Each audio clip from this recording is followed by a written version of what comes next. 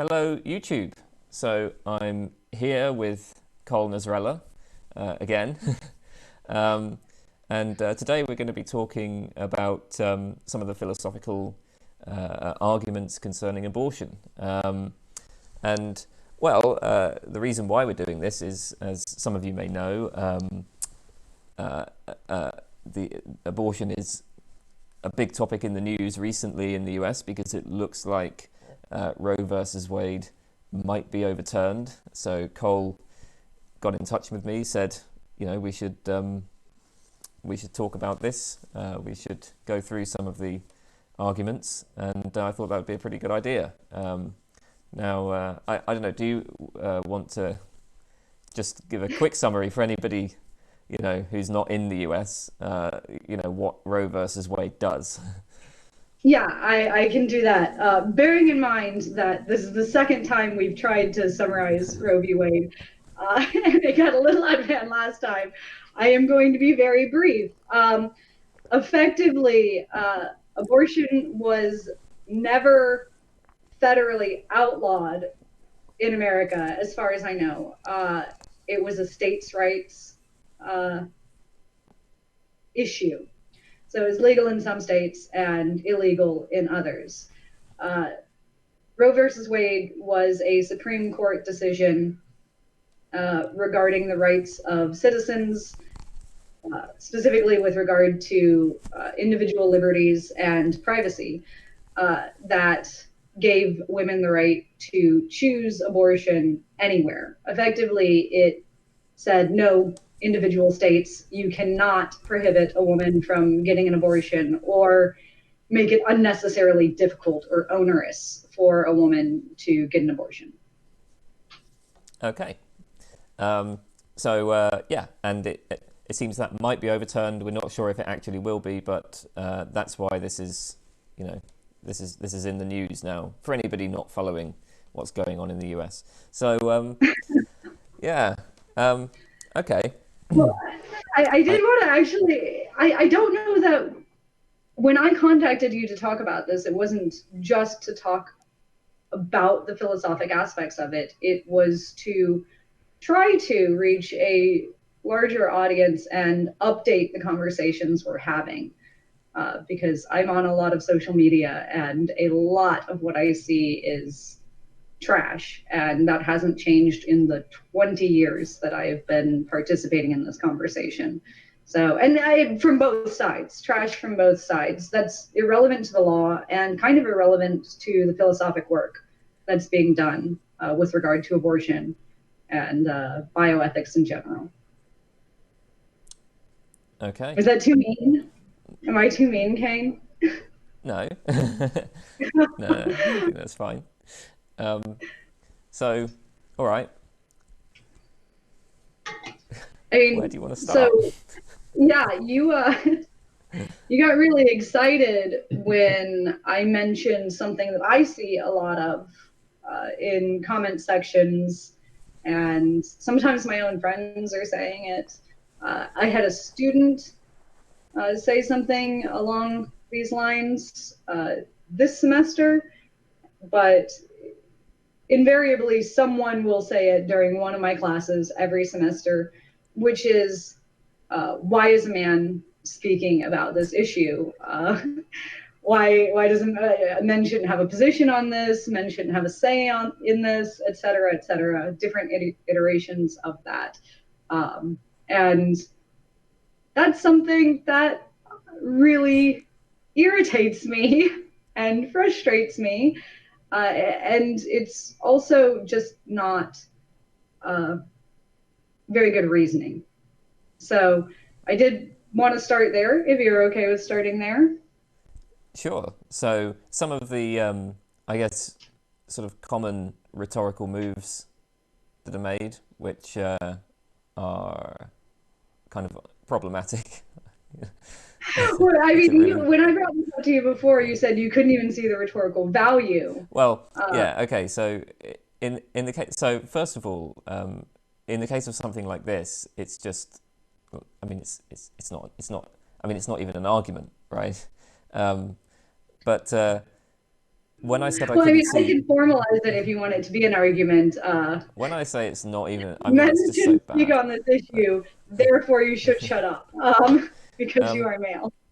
so, okay, I think that if I'm going to take something like this seriously, what I would say is, well, even in giving that argument, you're kind of just, it seems like you're just assuming what I suppose you're supposed to be arguing for, which is that abortion is morally acceptable or something like that, or the fetus has no moral status or something like that. Because if you don't accept that assumption, then it seems like, well, of course it would be relevant for everybody in society to have an interest in talking about this. I mean, it's Well, sorry. exactly. The debate isn't just what rights should women have and not have. The debate is much larger than that. It's personhood, right? Like, is a fetus entitled to certain rights? Does destroying a fetus constitute murder? What rights do we extend to which citizens, right? Do we let toddlers vote? No. So not all citizens have a full slate of rights. And it seems pretty clear that if that's the issue we're discussing, which it is, not just dictating rules about women's bodies arbitrarily, then men most certainly should have a say in that. Why wouldn't men get to participate in a conversation about what makes someone a citizen of a country, or what human rights are, uh, But and so on and so forth? Yeah, it just and begs the question. I mean more broadly, if Sorry. we're doing philosophy, it really shouldn't make any difference where an argument comes from. I mean, uh, like the question is it a good argument or not, right? Like if somebody presents Oh, an argument for the claim that I don't know, fetuses have a right to life, and therefore abortion is immoral. If they present that sort of argument, you can evaluate that regardless of the characteristics of the person who is presenting it. But I said as well, yeah, I did say to you that I think it's just rhetorically stupid because, look, the kind of people who are very often in favour of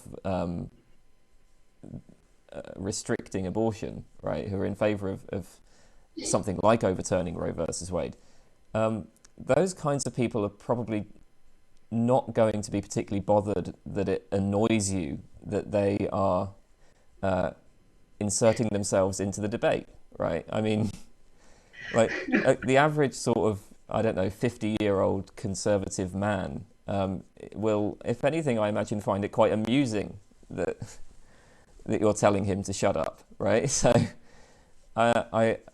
I think it's rhetorically stupid for that reason. It just doesn't get you anywhere. So yeah. Yeah. Well, I mean, and then there's you mentioned this, but didn't necessarily make it explicit. It's a non sequitur.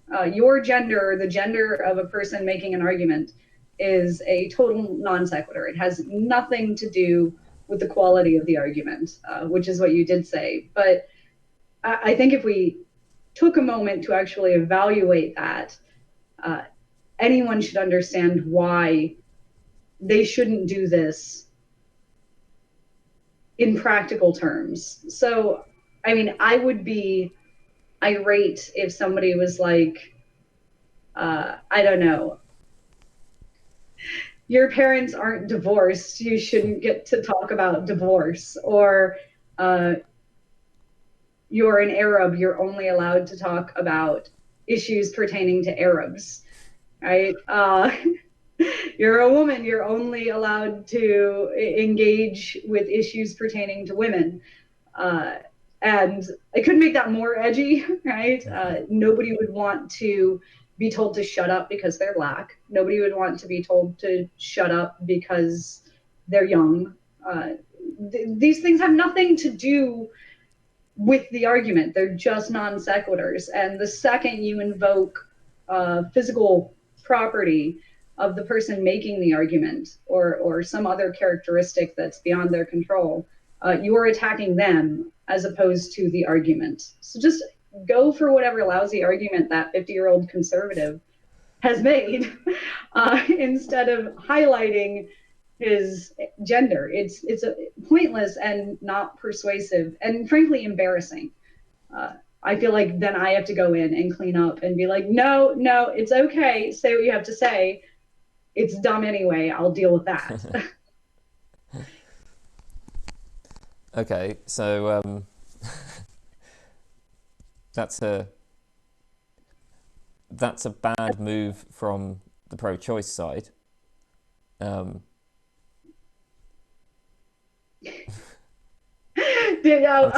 know that we talked about a few other examples from. Yeah. Oh so yeah. So one that I actually find it very amusing when people do this, but there's something you'll sometimes see like pro-lifers do, which I think that this is. I think Robert Nozick once called this kind of thing. He wasn't talking about this particular example, but he called this kind of thing like an argument from force or something.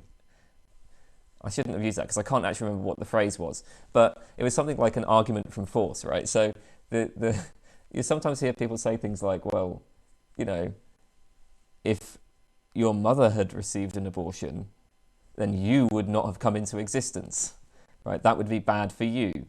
What if your mother had aborted you? What if your mum had aborted you? Like it's like an argument, like imagine there was a gun to your head, that kind of argument.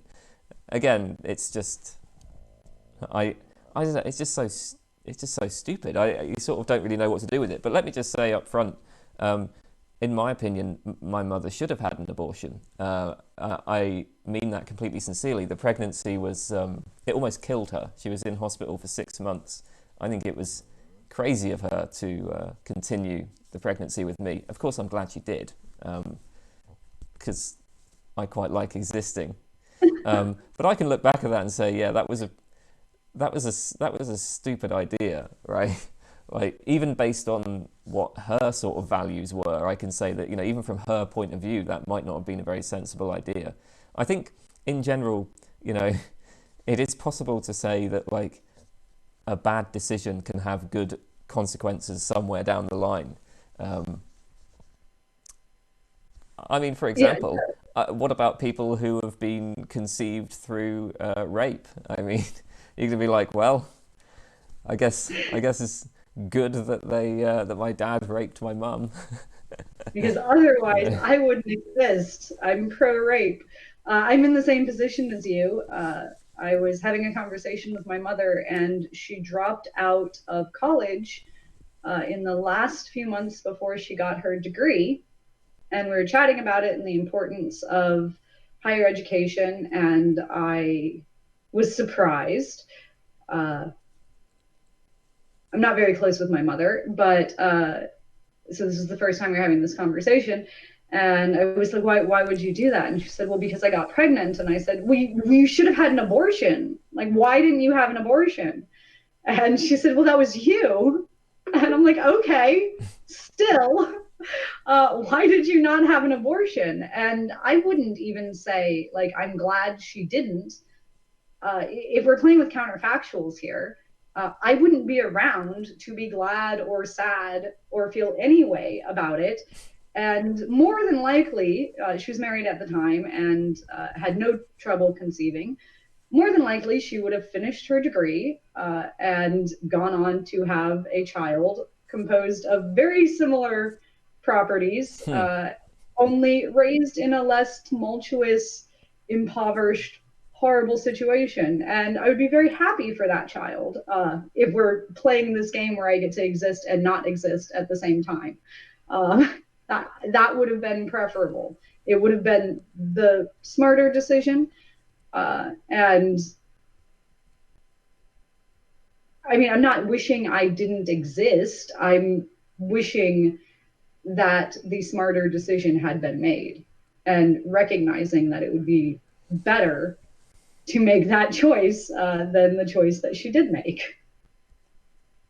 It's also like, what is that supposed to do? Like, just threaten me? That's what I Or mean. That's why it's like argument from force, you know? like, am I like, supposed to well, be like, oh no, you're right. You've completely changed my position merely by pointing. I also could have, she could have died in childbirth, or any number of things could have happened. Playing with like vaguely threatening counterfactuals is not an argument type or strategy that I'm aware of that lawmakers or philosophers use. So stop doing that. There's another one. I don't want to pick on uh, just. I don't want to pick on conservatives too well, much. we weren't. We just picked on Well, I the was about to pro-choice. launch into. I mean, was there more you wanted to say about why that's just not an argument at all? I think we've pretty much covered it. Yeah, it's not We don't clear need to go what is. into great deal. I mean, these are just Also, really everyone's stupid. aware of it. Oh, go ahead. I was just saying, like, these are just kind of these really stupid rhetorical moves that people make, which sort of illustrates that they haven't thought very carefully about this topic, right? Or about But any they have very topic, strong uh, opinions on it. right? But so, like, yeah, I don't feel the need to go into any great detail on this. Okay. Well, I mean, I definitely want to explain why each of these is Yeah, not a good starting point or a good way to reason. Uh, I mean, both of those are non sequiturs. They have nothing to do with the moral status of abortion. Uh, so I suppose that was an emotional appeal of sorts, like a fallacious emotional appeal that they were trying to do. Um, we could call it like poisoning the well, or a sort of, ad hom attack when people are like, you have a dick, you can't talk, right? This doesn't affect you. The fuck it doesn't. That's ridiculous. Anyway, or you couldn't possibly formulate an argument about it. That's absurd. Uh, Something that really bothers me broadly is claims about what exactly it is that's being destroyed. And it comes from the left and the right. And this is where we can start to talk about uh, the current status of abortion in philosophic debates. Specifically, you have anti choice people saying, this is a human being, this is a person, this is a citizen. It is entitled to the same package, bundle of rights as any other person or citizen, et cetera, et cetera, without actually explaining what it means to be a person or citizen, et cetera, et cetera. And you have pro-choice people saying, this is not a person. It's no different than a precancerous growth or hair that you cut or something like that. Yes, certainly it has human DNA, but that alone is not enough. It has no moral status. But nobody actually has a conversation about those terms that they're using. And I have to sneeze again because I have allergies. So you can pick that up. Okay, so yeah, when I think about the philosophical work on the abortion debate, and I mean, I'm saying this partly to, get it sort of organized in my head, and also, I guess, to give the viewers a bit of a map of where this is going. I think that it really sort of splits into, there's kind of two big questions. So on the one hand, there is, as you mentioned, this question about personhood, which is a question that concerns the status of the fetus. Like, is the fetus a person? Does it have a right to life? And when we're talking about that sort of question, we're really going to be looking at the sort of intrinsic properties of the fetus itself. Like, what kind of thing is this entity? And then a second question is, well, if we grant that the fetus is a person and has a right to life, like, what does that entail with respect to abortion? Does that mean that abortion ought to be prohibited? In fact, there are reasons to think, well, okay, maybe the fetus has a right to life, but then there's also, say, a right to body autonomy, and like how do we weigh those rights against each other. Those are the sort of two big questions that arise in philosophical work. I guess we maybe want to start with the question about personhood. I think we should start with personhood. Those sorts of arguments are the ones I've been watching people approach but never quite achieve for 20 years. I think the body autonomy ones may be rising in popularity, but are also pretty poorly understood. So I think if we all develop an understanding of what's actually being argued here, we can at least together advance the conversation a bit, so we aren't stuck having the same argument over and over again. What sorts of things have what sorts of rights? This is essentially what I ask my students when I teach this. I give the example, let's say a spaceship crash lands here and its contents are alive, but they might be livestock. They might be the builders of the spaceship. They might be space pirates, right? There's any number of things they could be. It kind of reminds me of District 9, right? It might just be full of, automatons, right? Anything. We need to evaluate how we treat these entities.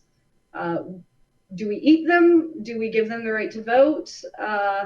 Can we experiment on them without any moral implications? What do we do with this entity? So I encourage people to think of a fetus in similar terms. We don't know if it's a person or not. Simply declaring that this is a person, it has all the rights, is not going to do the trick. Obviously, that's why we've been shouting yes and no about that at each other for more than 20 years. So we need to start thinking about what we value, which isn't to say is objectively valuable, but what we value enough to create rights and protections for something. So I don't know if you want to take it from there, or I can continue if you'd like, but I do have another sneeze coming, so I have allergies. Oh, I abated it. Did you want to take it from there, or I can continue? I think just continue. Yeah. Okay. So what do I mean by like that we value? I'm trying to avoid committing myself to any particular moral, ethical, or even meta-ethical view here. But if I smashed a random rock with a hammer, probably nobody would object to me smashing a rock with a hammer. But if I smashed a kitten with a hammer, some people would morally object to me smashing that kitten with a hammer. And if they were asked why, they would say that was wrong. So the kitten has properties that the rock does not have. And if I were to smash their mother with a hammer, in most instances, they would object even more strongly than to the kitten. So we can say, well, there's stuff that we value about this human creature that we don't value, that the kitten doesn't have. And there's stuff that the kitten has that the rock doesn't have.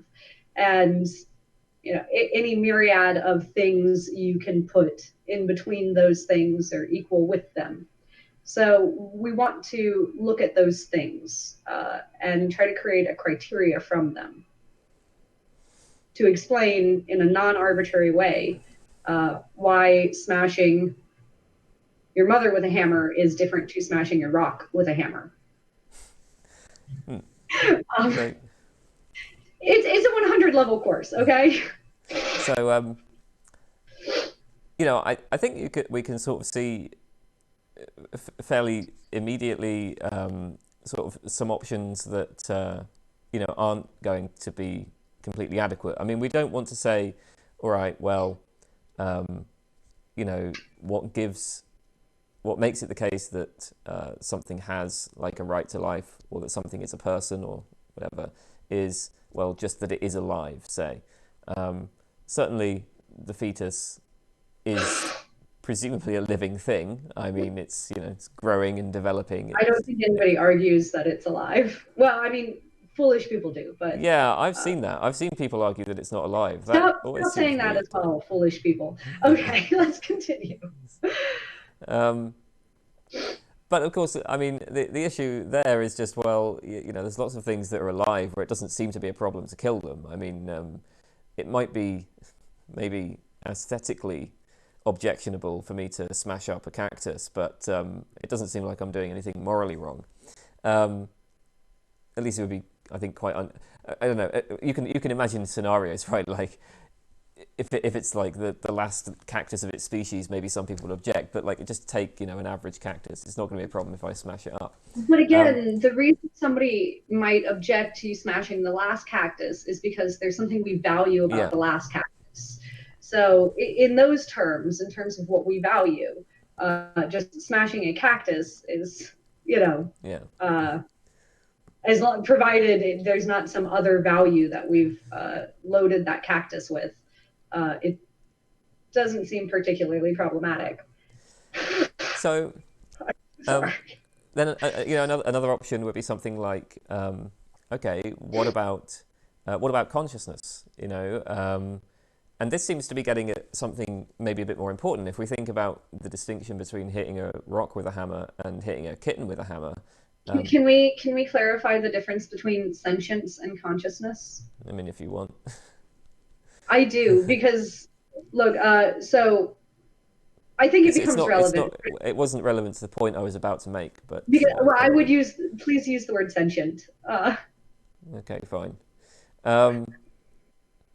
Well, the point is, regardless of what word we use, it seems to be the case that the kitten is undergoing experiences, that it has some sort of awareness, that it can it has states of sort of pleasure and suffering and so on. And when you hit a kitten with a hammer, that creates suffering. It doesn't want to be in that state. Whereas when you hit a rock with a hammer, you're just sort of changing one bit of matter into a bit of matter that's into two bits of matter, right? Like there's nothing. The rock isn't experiencing any sort of feelings, doesn't have any awareness of what's going on. So in that kind of case, from that point of view, obviously, it seems that at least in early stages of the pregnancy, this isn't going to apply to the fetus. There's no capacity to suffer or enjoy. We're not talking about a sentient entity.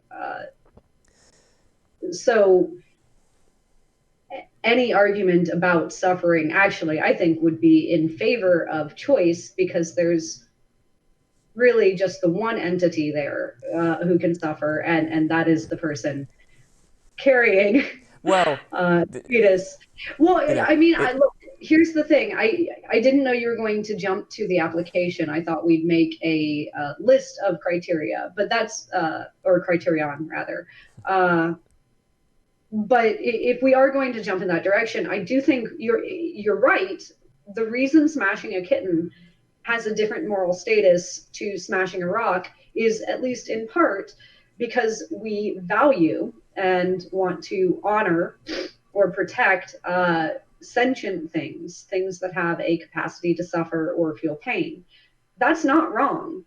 And you're completely right to say a fetus simply doesn't have the physical structures in place to suffer. However, a pregnant woman does. And to turn around and say, like, well, hold on. No, it's something that is universally valued, nearly universally valued amongst humans in all cultures. That capacity to suffer is something that seems to warrant moral consideration. So we should morally consider it when it's applicable, which is to the woman. Yeah, I don't think you. I think you jumped in without listening to what I was about to say. And if you Sorry, had it's hard. listened to what I was Congested. going to say, you would have seen there was no need to jump in. My bad. Let's Um, continue. so no, the point I was going to make was, so this is a case where it's a bit tricky, and for two reasons. So first of all, yes, this does at least prima facie seem to provide support for the kind of pro-life position, right? Where this gets a bit tricky is, well, it's not actually obvious at what point the fetus develops the capacity to suffer. I mean, we know that it develops gradually, and it will have brain structures like before birth. It's not like birth happens and then boom, the brain is there. Presumably the brain is it's like brain activity is what's producing these sensations of pleasure and suffering and awareness and so on. If that's right, then actually there is going to be a point in the pregnancy where it looks like the fetus is going to be granted maybe not full personhood, but some sort of moral consideration.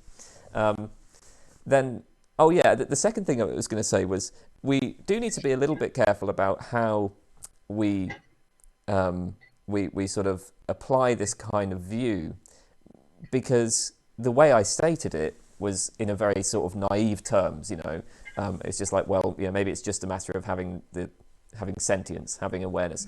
But of course, well, what about people who are currently comatose or just asleep? Do they?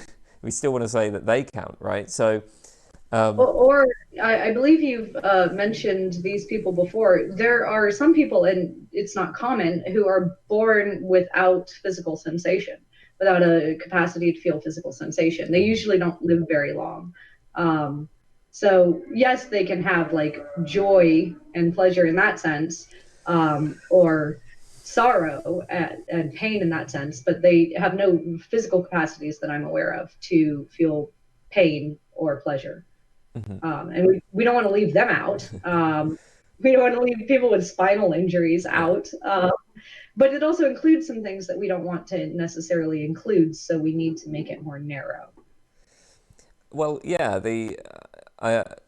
So if we're, from the sort of, what was I going to say? Uh, Sorry, there's noises I think we're happening. I don't know if struggling you can also. hear this, but there's Yeah. noises happening in the background which just distracted me then. Okay, so what I was, what, oh God, it's gone again. What the hell was I going to say? Um, no, it's I'll gone. just start talking Yeah, for a moment. just talk. I think we're struggling to have this conversation because we're trying to go back to first principles, and these are kind of givens between you and I. So it's not clear where exactly we're going to go, but it's at the very least very interesting to see us try to like take it way, way back and then unfurl it from there. Oh, I Uh, remembered what I was going to say. Um, so yeah, I'd made this point that, okay, right, maybe we want to say sentience, but like this is tricky because it's like, okay, maybe that's actually too strong. You mentioned that this potentially applies to things we don't want it to apply to, but if you say that, well, sentience is what grants something a right to life, then I mean that's going to have some pretty significant consequences for instance, the treatment of animals. You know, so a lot of people, although this is of course increasingly controversial these days, a lot of people will think it's perfectly fine to kill animals for food. So we don't respect we don't think that they have a right to life. We don't think that they are persons. Um, so again, like mere sentience doesn't seem to be enough. And even if you do support animal rights, it does, you know, it does seem to be the case that, like, well, there's still something, like, it seems like there's something worse about like killing, an adult human, let's say like a normal adult human versus killing a dog.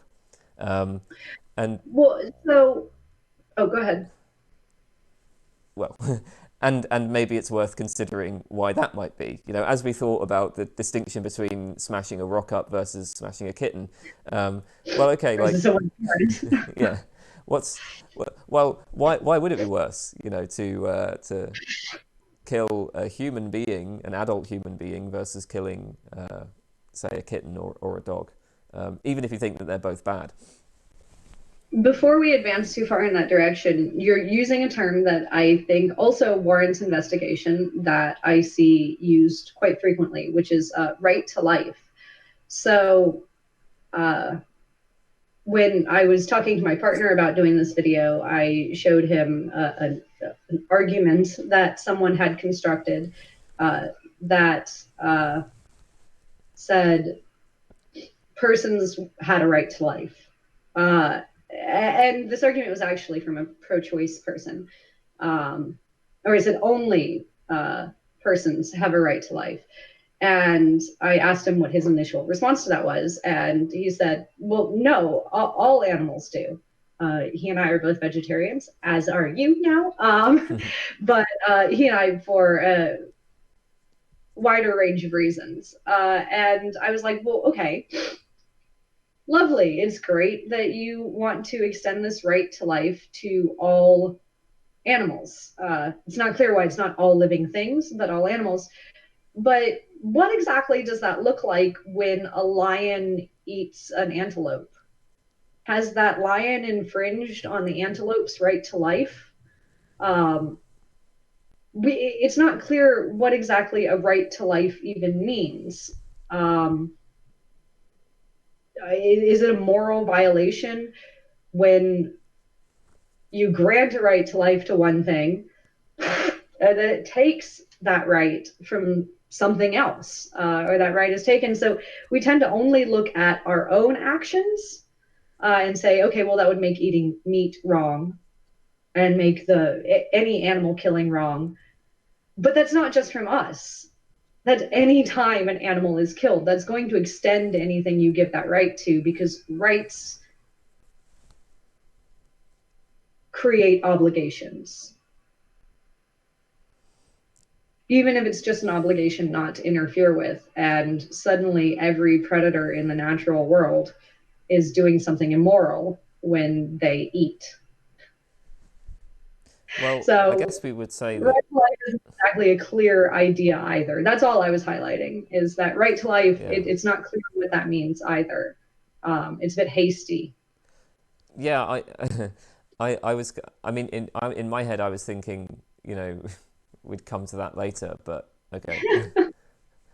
But again, because we've done all this work decades ago, it's not clear where we're going to go. But hopefully you're fine with me Yeah, yeah. addressing that. So that entire premise is problematic, regardless of what direction you take it in, both because of the assumption of personhood, but also because it doesn't recognize that rights create obligation. So anyone who wants to help themselves to this right to life language needs to work out exactly how that right is enforced, um, and who is bound, what sorts of things are bound by it, and what sorts of things are not. And they need to make that non-arbitrary. So further refinement is Well, needed. I think to be fair, I mean, you know, we can, I suppose, frame this in terms that sort of don't require that from the pro-life side. So we can just say, well, look, even if we do away with the notion of a right to life, and actually there are some philosophical frameworks on which we don't, you know, at least fundamentally, nobody really has any rights to anything. So if you're a utilitarian, for instance, then, you know, you don't think in terms of rights, at least like on a fundamental level. But we can just say, look, what we're going to show is that the fetus has, like, whatever properties it is that normal adult humans have that make it the case that it's bad to kill them, right? I am going to show that the fetus has these same properties, that it's relevantly similar. That would be a way of forwarding the pro-life argument without appealing to notions like a right to life. Well, let's do that. Let's try to continue trying to create that list of requirements for personhood, or at least some kind of moral consideration. So sentience is a big one, but as you mentioned, it captures too much. It captures animals, and most people don't want that included in there. Some people will try to restrict their criteria by saying it also needs to be human or have human DNA. But that, well, first of all, is going to include or exclude our hypothetical aliens, and is a bit chauvinistic. But aside from that, it's problematic because it's going to allow us to. It's going to include things like corpses. So merely pointing out that something has human DNA on its own isn't enough. You need sentience and some other properties as well. Well, and I mean, it occurs to me as well that at that point, any removal of an organ would be, equivalent to killing a person, right? Like if I have to have my appendix removed, should that have been prevented? Because that's killing something that is of the same moral status as a person. Like, that just seems absurd, right? Generally, we're going to include things like a self-regarding concept or self-awareness on that list of things required for personhood as well, I think. Would you agree? Yeah. So, again, a fetus does not have self-awareness, but it looks like 2-year-olds also don't have self-awareness. I think So 2-year-olds probably do, but then 2 months. I mean, the problem is, of course, is that they don't respond to like mirror tests and stuff until they're like 3, I think. Really, I thought it was a lot younger than that. I mean, I could be wrong, but I feel like self-awareness. 2-year-olds use like words like "I," so that seems to imply some sort of self-awareness. I'm thinking of my friends' children now, and I'm realizing I have no idea how old these children are. But I believe last I checked, at least, it looked like I recall it saying 2-year-olds. But fine, let's just restrict it to 8 months. Yeah. Or newborns, 1-month-olds are not self-aware. There's no reason to believe they are self-aware or have any kind of self-regarding concept.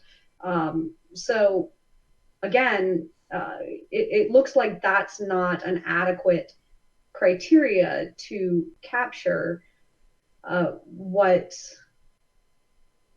gives persons their unique moral status, and the package of rights that we tend to want extended to them. Mm-hmm.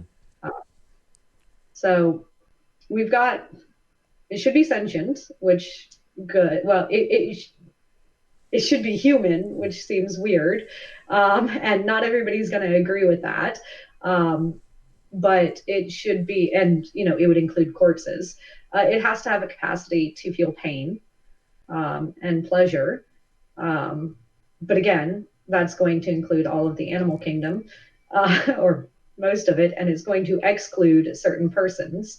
And it needs to have some kind of self-regarding concept. Okay, well, we're narrowing it down, but we're still saying that like infants or certain mentally ill people, people with learning disabilities, they're not to be considered as persons. And maybe that's fine with you. Chances are, if that is fine with you, you're pro-choice anyway. Yeah. And it's going to fetuses. So go ahead. No, I was just going to say, like, I think we can kind of put aside those sort of extreme positions. Like this is, I guess, what the problem is, right? It's that like birth seems, from the point of view of the fetus, to be a completely arbitrary line.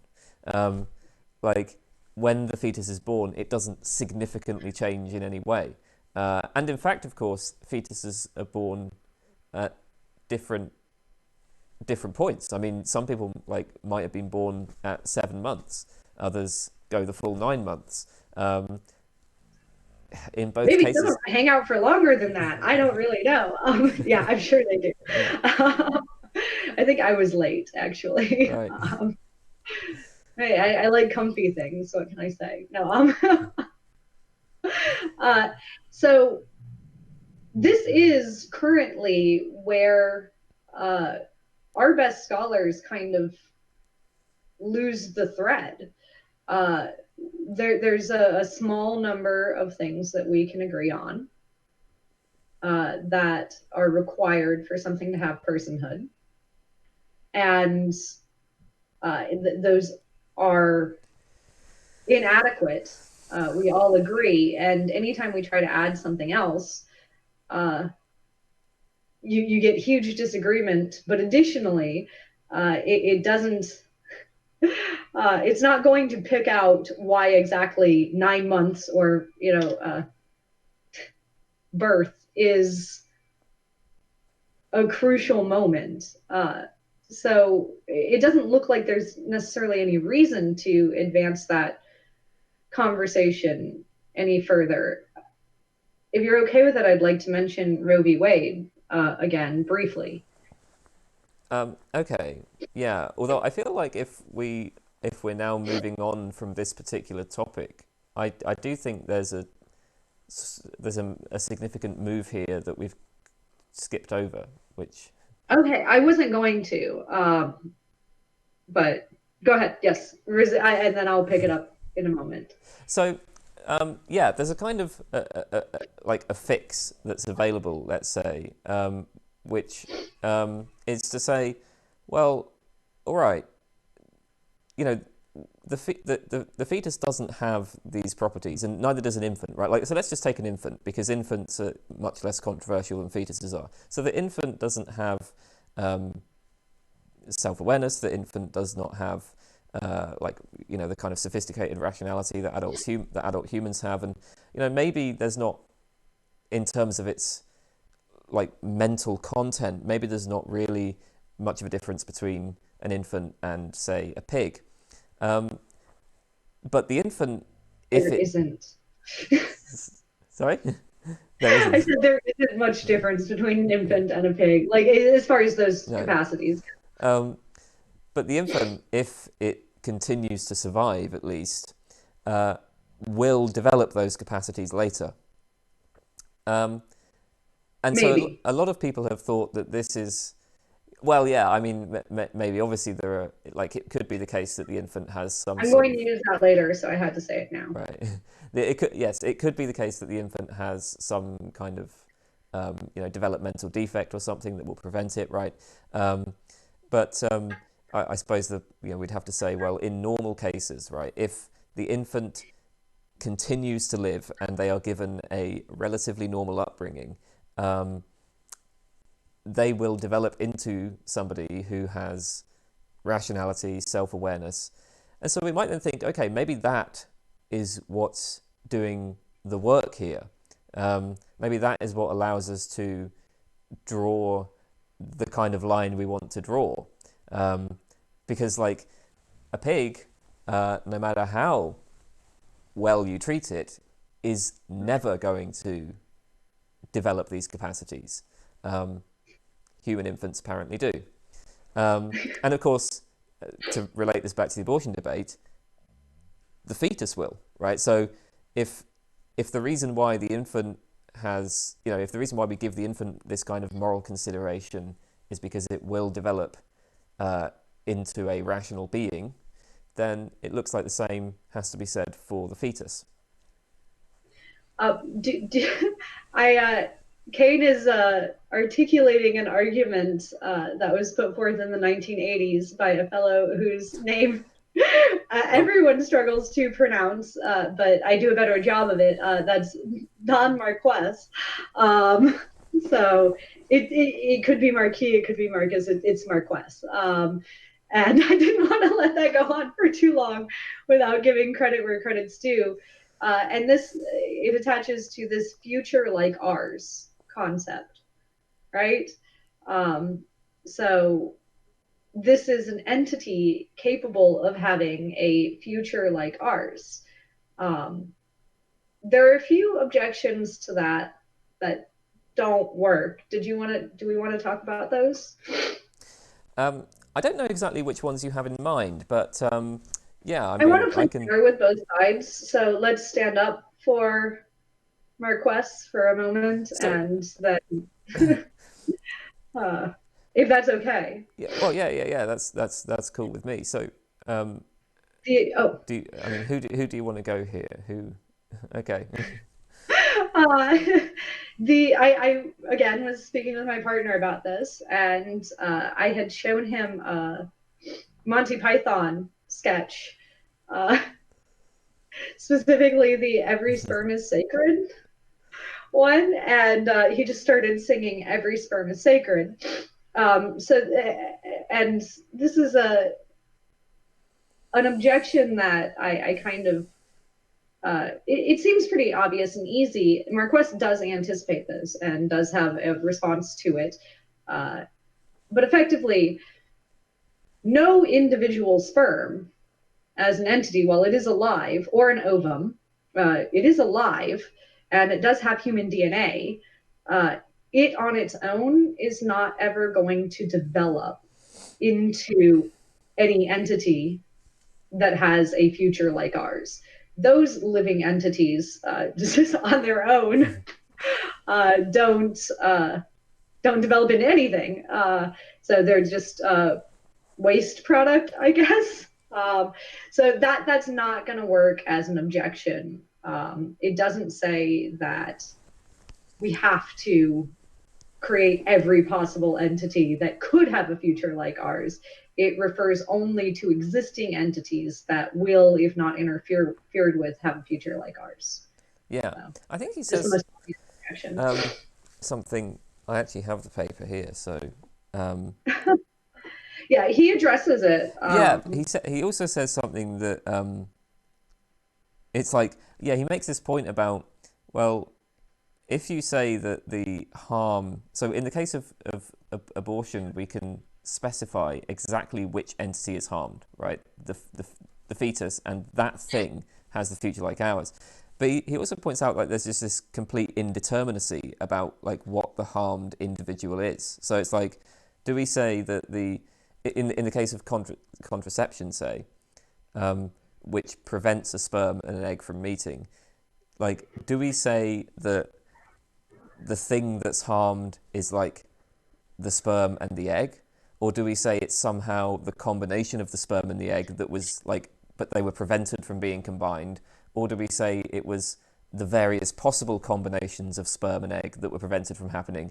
And it's just like, yeah, that there's no like there isn't like anything there that we There's can not say, yeah. a subject or not Um, an object for the harm to act on. Whereas I mean, in the case of abortion, it's like, okay, so there's this thing, and we're killing it, right?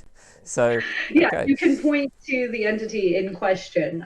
There is an existing entity that, if not messed with, does have, well, not messed with, but not medically taken off of its trajectory, would have a future like ours.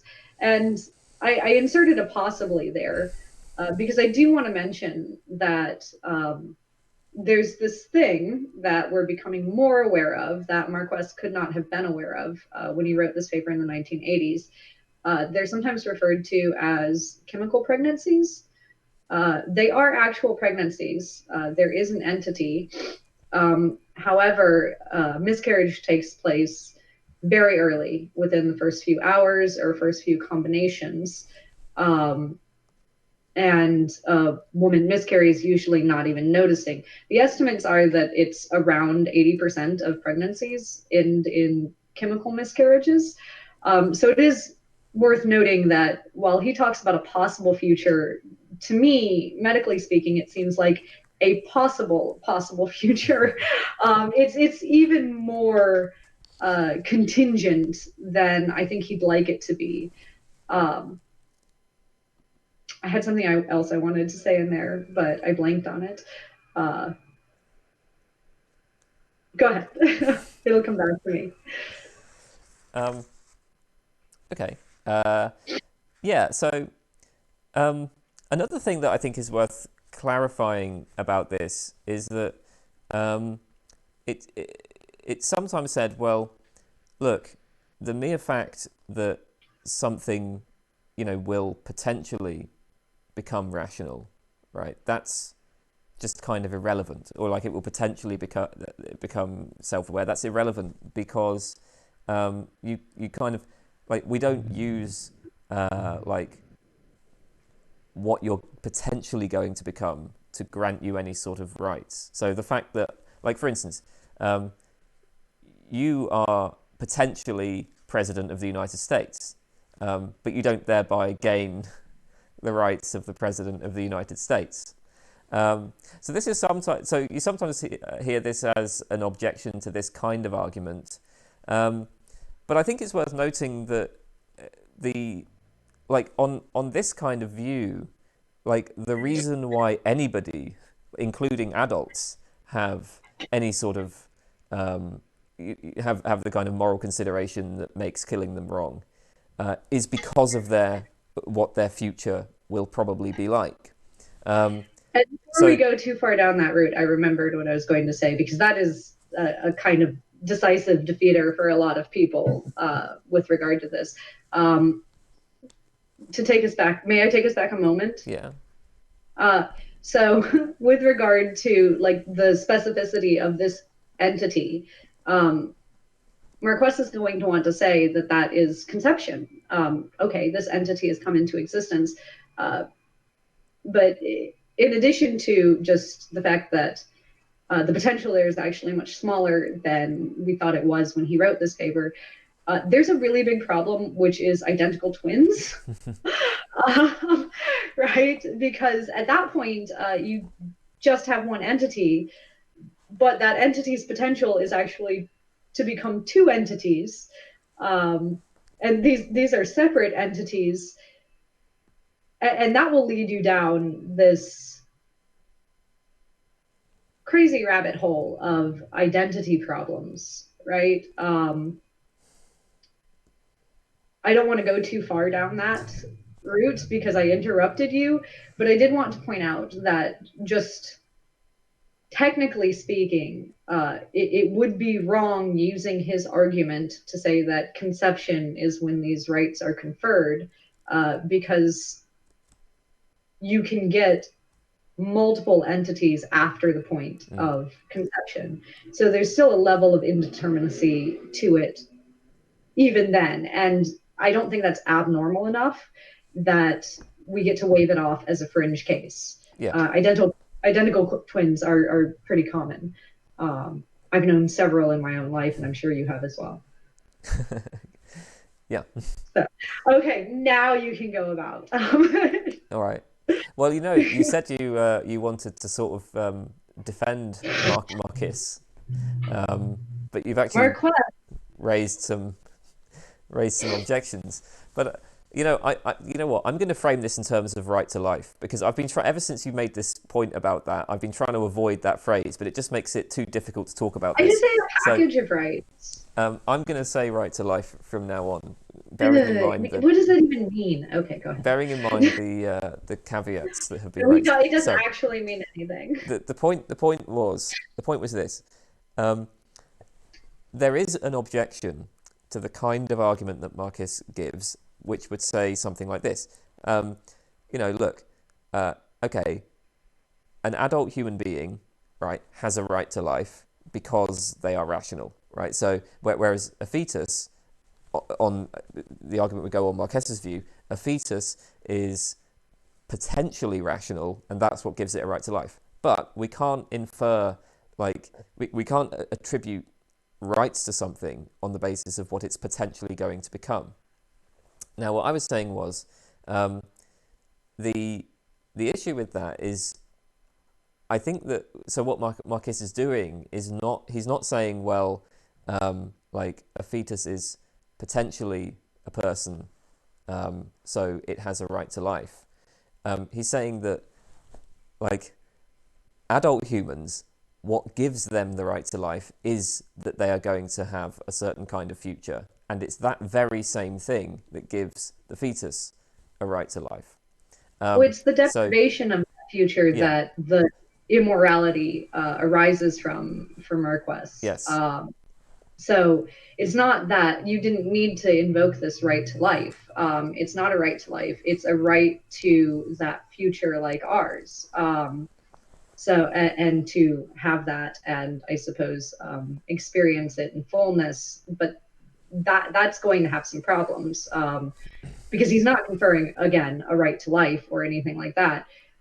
He's basing it entirely on a right to that future. I think he does actually say right to life, doesn't he?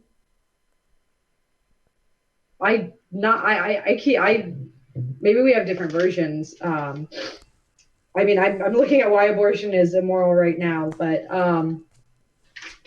it's been a minute since. I just mean, look, when I'm saying it, I just mean, it's wrong to kill it. Well, maybe you weren't going where I was going, or where I thought you were going. But it's a right to a future like ours that he's saying a fetus has. And that same right is what makes it wrong for you to kill me, or any of us to kill each other, because we have these futures, right? That we desire, want, work toward. That's what gives all humans a right to life, is because they have this future, right? Does that work? Yeah. Does that seem fair? That's going to have some problems. Did you want to do those problems? I not really. I mean, well, I obviously, like, I have a greater right to life than does a 90-year-old. Right? Wait, Because I have that's more the life. argument you're going with? I Oh, right. that's Sorry, no. one I see thing that what needs to be pointed out. I see what you're doing. I feel like that should be pointed Sorry, out, I totally that misinterpreted what you were saying. if we're predicating this all on potential futures, um, it should be immediately, and this is why it would be wrong to kill any of us. Then it's worth noting that some of us have far more future than others. That's going to be problematic. That I didn't really want to go anywhere crazy with that, but I think it is an inescapable part of his argument, that you end up creating this kind of like bizarre utilitarian, where you're valuing futures, situation where, like, yeah, maybe it's not great to murder a 90-year-old, but it's also not that bad. Abortion actually becomes far, far worse than killing somebody in their 50s, if it's future states or potential future states that we're valuing. I think that's worth mentioning. Yeah. I don't think that's the decisive defeater, but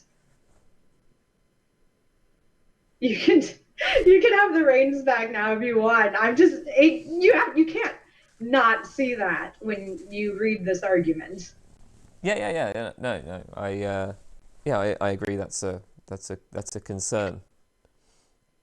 I suppose the point is that this notion of a future like ours is sort of not very well specified, and when you do specify it, it starts to look a bit weird. I mean, and there are other ways of kind of pushing this point as well, because you can say, well, like, what about somebody who's born in like a very poverty-stricken village in a very poor country, versus somebody who's born with lots of really great opportunities. They're born into a wealthy family in a very wealthy country, and they've got much better educational opportunities, etc. You might then worry that, well, actually, they're going to have, like, their futures are going to look very, very different. And one of those futures you might think is going to be more valuable than the other one, but you wouldn't want to judge them as having a lesser right to life, presumably. It is worth noting that he does address both of these issues you and I have brought up in his article, but I think inadequately so. I'm not particularly moved or impressed by them. Because his argument does hinge on this, what you have a right to is future states sort of thing. I do think there is a defeater for this if you want to move on to that. And I'm going to have to go sneeze momentarily.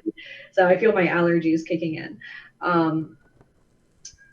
which is identity in a truly philosophic sense. Like, if we want to elevate it to this level of philosophic discourse, it's not clear that a embryo, zygote, fetus, even infant has any sort of identity such that it is really meaningfully the same entity that it is when it's 5 or 10 or 12. And this is a real problem in philosophy. So I'm surprised that this is accepted, that Marques's work is accepted. Maybe it's because it's applied ethics and we kind of just need to do something without fussing about the higher up stuff. When you say it's accepted, I think we should just clarify. It's not like everyone agrees with it. Oh no, I just mean like it's accepted as philosophy. Like published in philosophic journals. I believe it was like republished like 80 times. It's impressive. People really wanted a abortion is immoral argument. So a heroes to the occasion. But look, we still don't have there's no ubiquitous, universally accepted account of personal identity among philosophers. And even among the views of personal identity that we have, none of them are going to say that the entity that is the embryo is the same entity that we want to give moral status or personhood to. I disagree with that, but sorry. I can't think of a single personhood account that would want to say that it's the same. I disagree with that, but so if I understand the point correctly, it's that, look, when we say that, say, a fetus has a future like ours, we're making the assumption that, like, if this fetus is left to grow and develop, right, then it will, become someone like me. It will become somebody who is, rational, self-aware, who maybe even makes videos like this, whatever. But the concern is that tells their parent they should have aborted them. the concern is that, well, like, okay, but what am I, right? And actually, maybe once we kind of have a theory of personal identity, I mean, the question would be like, well, what makes me the same person I was, 5 years ago, for instance? Maybe that fetus, no matter what we do to it, is never going to, maybe that thing itself is never going to become a person like me, because it's just a different thing from a person like me. Is that the point? No. That would be weird. So I should bring these pieces together. It doesn't work so well for a popular audience, but it does among philosophers or anyone interested in philosophy. So Marquez relies on this being one entity, right? and this one entity having a potential future like ours, right? He needs it to be this entity, this one thing. It needs to have an identity, because otherwise, again, every sperm is sacred and contraceptives aren't okay. Masturbation isn't okay, et cetera, et cetera. So he needs it to have identity. Sounds like you're sighing a lot. No, it's a dog that's barking in the middle of the I'm fucking night. breathing. I was like, you're very excited about this. Yeah, it's just a fucking It is dog unjustified. barking in the So middle of the night. yeah, No, not a fan. it's not good. Don't It's hit it not in good. the I hate hammer. it. Um, Anyway, go on. um, yeah, because he's so reliant on this really stringent definition of there has to be an existing entity, and it is that entity that is going to have this future. You get into questions of personal identity, which is to say, is that the same entity? Is that the same person in any meaningful way? Um, that's not clear. It's not clear that identity is sustained from one moment Yeah, to the next. I think you just summarized what I said, but you said you didn't agree with what I said. It sounds like we just said the same thing in different ways. Okay. I'm trying to say effectively there Hang on. is still no entity. No. What?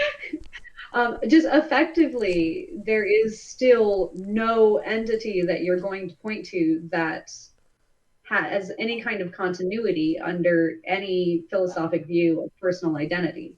Um, Under the most popular views, you need a continuity of memory or continuity of like physical parts, and an embryo has neither of those. Yeah. This is really distracting me. I'm gonna have to sort this out. I let's pause because I have to go to the restroom. There are views of personal identity that would allow fetus to be identical to itself at any point throughout its life. And when you told me Wait, this, I wait. said, "Oh Can yeah, I? Sorry. Let's yes, rephrase that. Let's not say identical to itself. Let's say maintain identical identity." to the being that is produced as a result of it, or something like that. To maintain Causally identity. connected to it, or something. Yeah, maintain, I That guess. well, to maintain identity. Do you want me to restart, or are we good to Nah, let's go? just carry on. So there are views that I mean, I don't know if I take them. I do actually. I take one of them seriously, but there's a view that I thought of. I realized immediately. Souls. You'd have to uh, be religious and believe that there was a soul maintaining identity through this entity. Hmm. Um, so, and you had a bit of a chuckle at that, because neither one of us really take those arguments too seriously. And I do want to highlight that no governing body, at least not a secular one, should take those views terribly seriously because they're secular. And that's a pretty big assumption. But then you pointed out a view to me that I quite like. Which is called animalism, which says that personal identity is just a matter of essentially maintaining the same organism over time.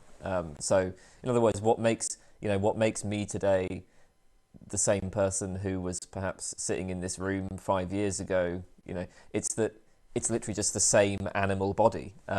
Yeah. So on But that view, we end up. Oh, go ahead. yeah. So just to be clear, on that view, the fetus is the same organism. It's an organism, and it grows and develops, and then it's born, and then it carries on, and it's the same organism over time. So it would maintain identity. But we end up right back where we started, because that's going to say that the corpse of that animal body is still the person. So you end up including corpses in that view, It's where those also, are. I mean, it has like really weird implications when you imagine, like, for instance, if I was to take my brain out of my body and then put it in someone else's body, like, I would still be this body, like with a different brain and completely different psychology and completely different memories and everything. Um, so some people find that kind of counterintuitive, but It's an odd view. I think I just kind of like how odd it is. But yeah, outside of those two odd views, one which shouldn't be used for creating policy, and the other which is just prima facie odd, there's not going to be a view that entitles this entity, this fetal entity, to any rights because that fetal entity doesn't maintain identity. So I think that's a serious enough problem that, at the very least, among philosophers, we should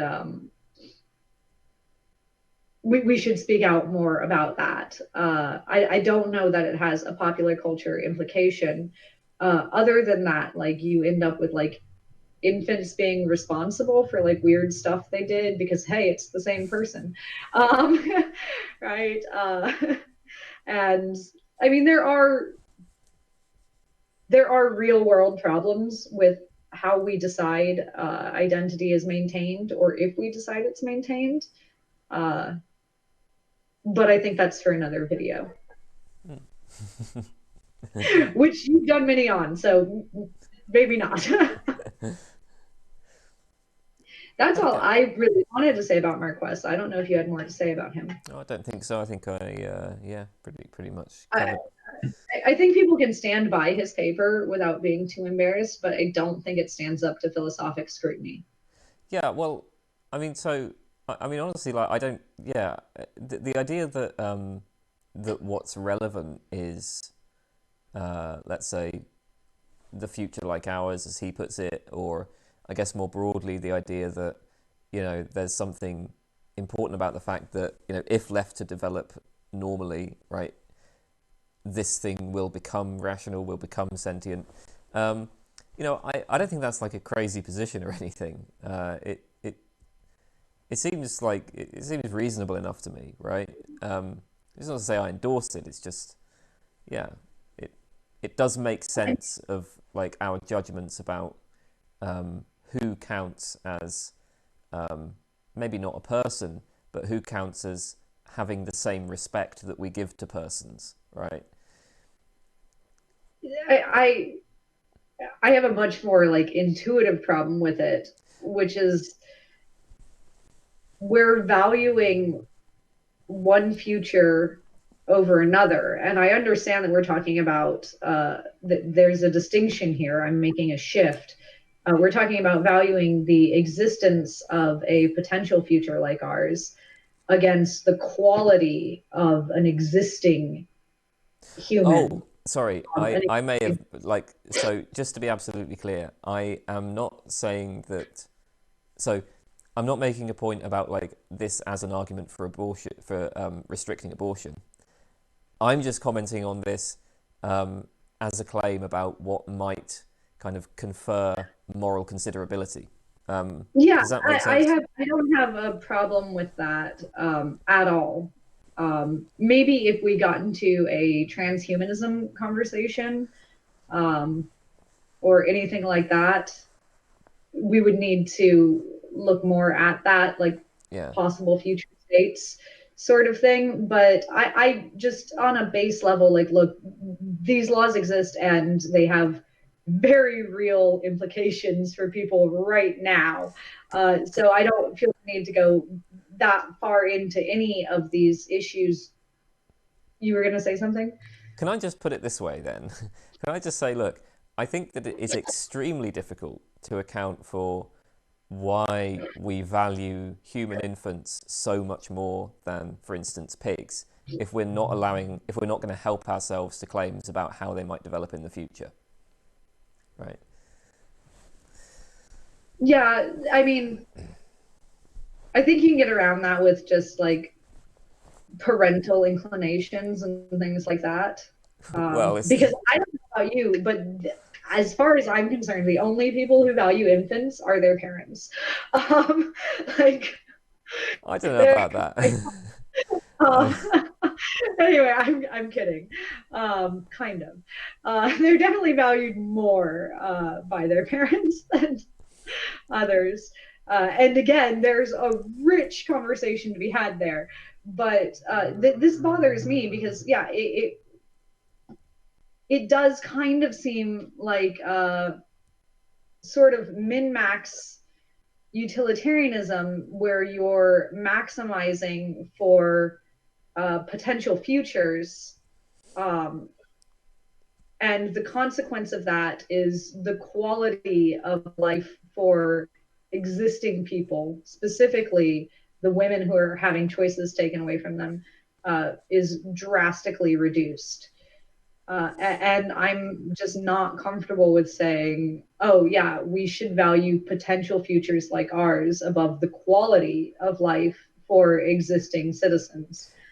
well, Um, I guess this brings us on to the second big yes, question then, because I mentioned before that there are these two big questions. One big question is about personhood, about the nature of the fetus, but then there's this question which would be, well, even if we think that the fetus is a person, or that the fetus is, or the fetus should be accorded the same kind of respect and consideration that we give to persons, um, does this actually, is this enough to justify restrictions on abortion? One obvious issue here is that, well, it looks like we have some sort of conflict of maybe we could say rights, a right to life versus a right to body autonomy. We don't even have to put it in terms of rights, right? We have, on the one hand, like if we accept that the fetus is a person, say, then we have the life of this person, but this person is growing inside the body of another person, and that person presumably has some sort of, we should allow them to some degree choose what to do with their own body. So now we have a conflict. Before you go too far, very quickly, just back to Roe v. Wade for a second, Okay. because this is what I wanted to make sure it didn't get lost. This is in the majority opinion, which is available online, free for anyone to read. They considered personhood. And again, the Supreme Court exists to interpret the Constitution, and the Constitution doesn't really make any mention of persons in this sense in a way that is helpful for us. But it does talk a lot about citizens and the government's interest in protecting citizens. So the Supreme Court justices at the time that Roe v. Wade was decided looked at personhood and they said, okay, this can't be settled easily. This spot that you and I have landed in, and this spot that people seem to want to come back to in this popular conversation, that's not going to be settled anytime soon. They even say, I believe the exact vocabulary is like, physicians, philosophers, and scientists have never been able to settle this. So we're I certainly think not they going. include theologians in that. Do they? Do they I'm include pretty sure they theologians? include theologians. Um, oh man, I flipped a defense of abortion in here and just saw Bible verses. So I'm just going to put this book down. And are you sneezy as well? Anyway, I think I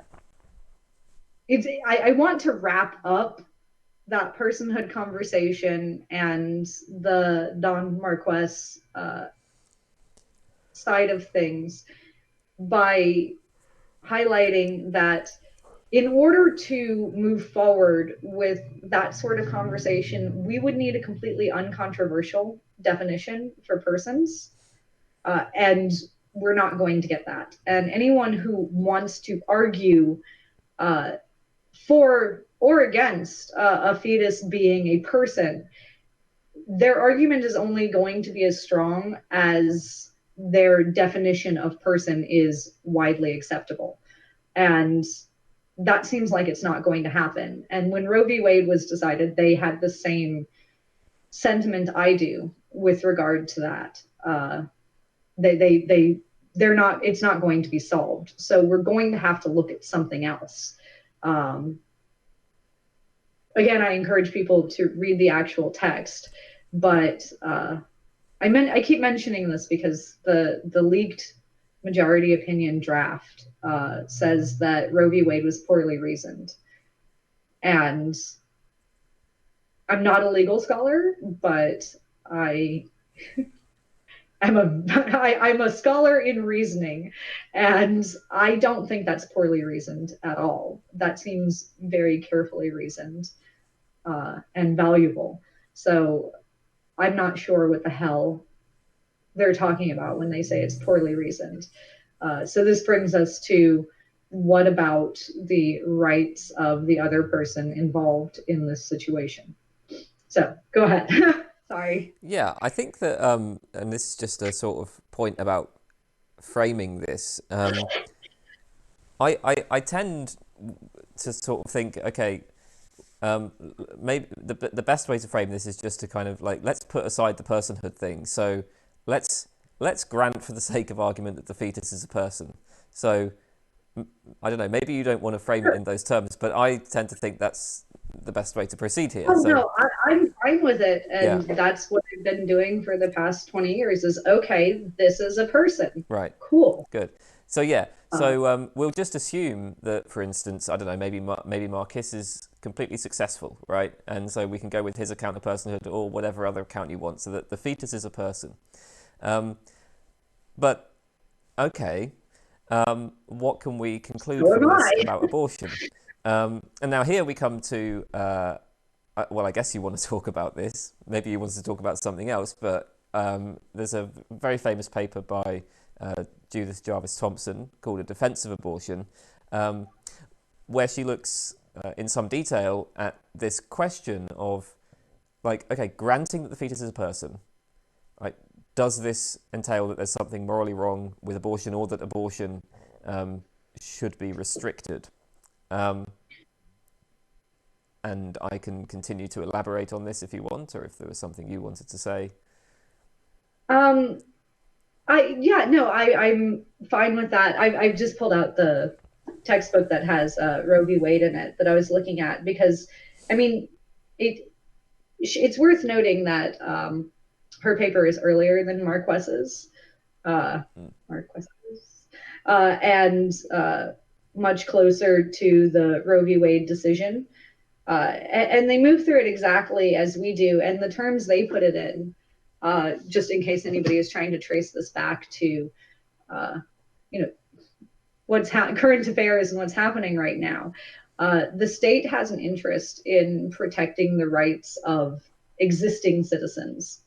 So even if we grant that a fetus has rights that come from the government, that the government has an interest in protecting, it is impossible to get away from this fact that men, women, non-binary people, persons, citizens, the state has an interest in protecting their rights, existing persons' rights as well. And that's the basis on which this ruling was made, but it's also the basis on which this argument is made. I kind of like mine better than hers, but I'm fine with going with hers. Well, we can go with yours. It'd be something. I happen to be arguing with a lot of libertarians and conservatives around the time I had my first abortion. And I accidentally, I was 15, so not educated in philosophy at all. I accidentally made Judith Jarvis Thompson's argument on my own. And one of the objections to her argument is that it's ridiculous. And I don't think mine's ridiculous at all. So we can do hers. Okay, but so it is ridiculous. All right, so Thompson says, all right, imagine that you wake up one day and you find yourself in a hospital bed and you're sort of plugged in, there's something like stuck inside your body and you're plugged into a famous violinist in the hospital bed, and you're wondering what's happened, and somebody says to you, well, I think that like the Society of Music Lovers or something. Yeah, you were kidnapped by the Society you've been of kidnapped, Music Lovers. and they've hooked you up to this violinist because he's a very famous violinist. We don't want him to die. You're going to have to remain hooked up to him for 9 months. I think you're filtering his kidneys. Is that right? Yeah. So you're helping to filter his kidneys. You're going to have to remain hooked up to him for 9 months, and look, he'll be fine after months. His kidneys will be good. So Thompson says, well, would it be acceptable for you to unplug yourself from the violinist? Now, notice that the violinist presumably has a right to life, right? If we're saying that the fetus has a right to life, well, surely a famous violinist has a right to life. And yet it seems that it's still perfectly acceptable for you to unplug yourself. Like, certainly, we wouldn't say that somebody should be legally required to remain hooked up to the violinist for the full 9 months. That seems pretty extreme. So Thompson's point, and I think it's worth sort of emphasizing that this is a slightly more subtle point than some people sometimes take it. The point here isn't so much to say that, like abortion is always acceptable. The point is just, even if you say that something has a right to life, that doesn't in itself get you the conclusion that it has the right to utilize somebody else's body to sustain that life. So, okay, the violinist has a right to life, but that doesn't give him the right to utilize your body to sustain his life. It would be very nice of you to remain hooked up to the violinist, but you don't have to. You're not going to be legally required to do it. So the point is that, like, all of this stuff about personhood, like, okay, let's grant that the fetus is a person, grant that it has a right to life. That doesn't in itself get you the conclusion that abortion should be prohibited. So, and I think I have to be the one to raise this objection. A lot of people hear that argument, and it's odd that you went for that one first, but I'm glad you did. They hear that argument and they say, well, you were abducted in that situation. You were kidnapped. This was involuntary. And so that hypothetical scenario only applies to cases of rape. Because in having sex, you give tacit consent for your body to be used in this way. And that tacit consent is adequate. So that only, yes, they'll say that works. That only works in cases of rape. I mean, I find this problematic for a number of reasons. Why wouldn't it work in instances of condoms breaking? Why wouldn't it work in instances of birth control failing, or even the rhythm method?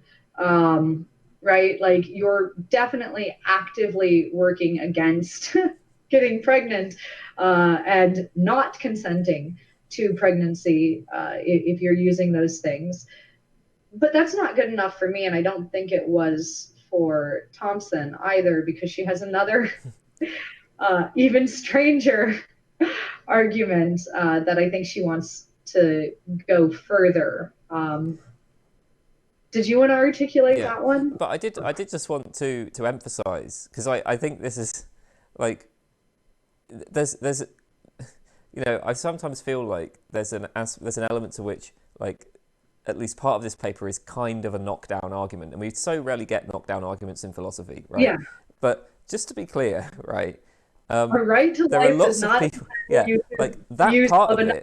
I mean, life support systems. That's very hard to resist. So, like, even if you do think, all right, Thompson doesn't succeed in justifying abortion, the point is she does make it the case that, like, as a defender of the pro-life position, you've got more work to do, right?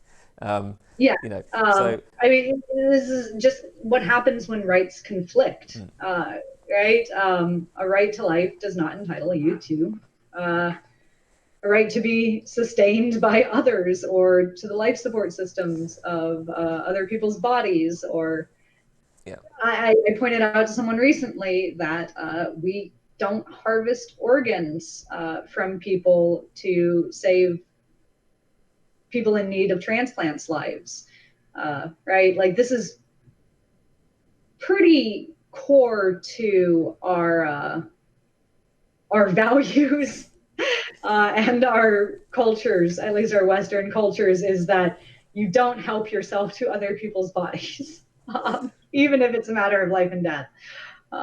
Okay, But I'll let you present the weird one. but yeah, yeah. I mean, so I mean, I think that actually the people who object to this are quite right. I mean, there is something important about the fact that you know, you were like, okay, in this scenario, you've been kidnapped, right? You haven't agreed to this. If somebody consents to have sex, they do so knowing that pregnancy is perhaps not a likely outcome, but you know, it's an outcome that very often happens, and that's kind of the, you know, in a certain sense, like the point of sex, biologically speaking, right? Uh, you know, You reproduction. hated saying that as much as I hated hearing it, Yeah. but go ahead. Um, Look, I'm just trying to express the sort of intuitive, you know. it is a possible Yeah. outcome. Um, In fact, a likely outcome. Yes. yeah. Um, so yeah. So okay, consent to sex. Does that then entail consent to the possible consequences of sex?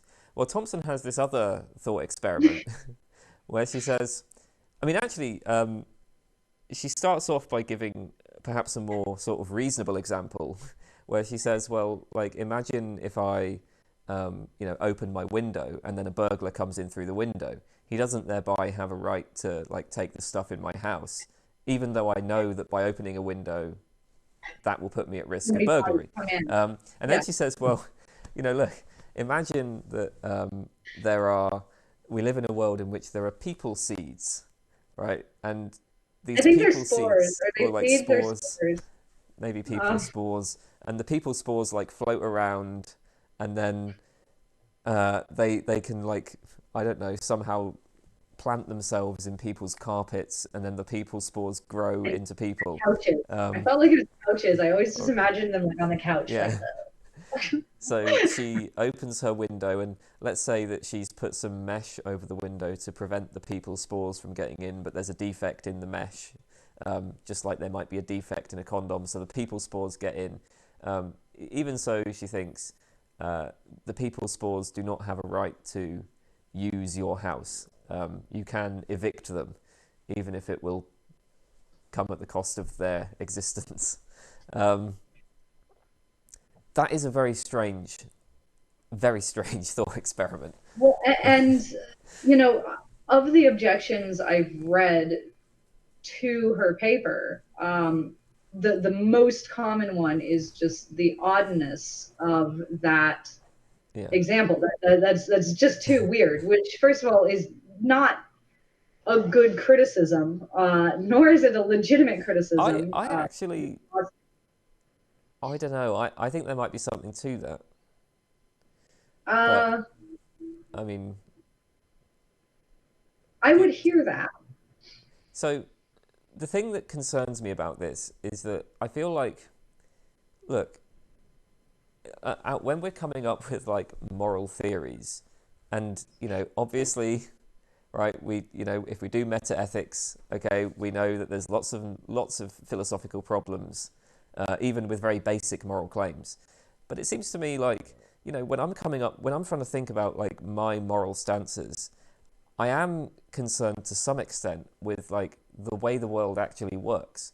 Um, you know, it's like I want to sort of come up with rules that, you know, would, broadly speaking, tend to promote, you know, perhaps just my own interests, you know, if I'm sort of Yeah, self-interested, but that maybe the doesn't interests of limit others. you. But, and the issue with that thought experiment that Thompson uses is it's just so weird. It's just like, I have no idea what that kind of world would be like. I mean, I feel like I don't have. I mean, honestly, I don't really have any intuition about it. It's like, yeah, I guess I would. I mean, I would probably evict the people seeds, but I mean, I, clearly you don't have a vagina because that's how it feels. Like you're just like, oh man, that no more.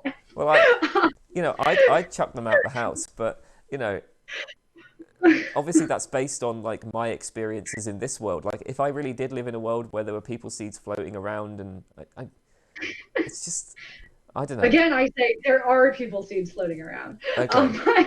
But, um, it doesn't strike me as all that strange. So I guess that's why I have such a strong reaction to people being like, well, that's just weird.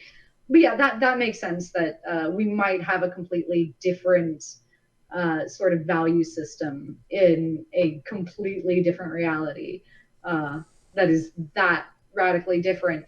Um, but I don't think we need that crazy example.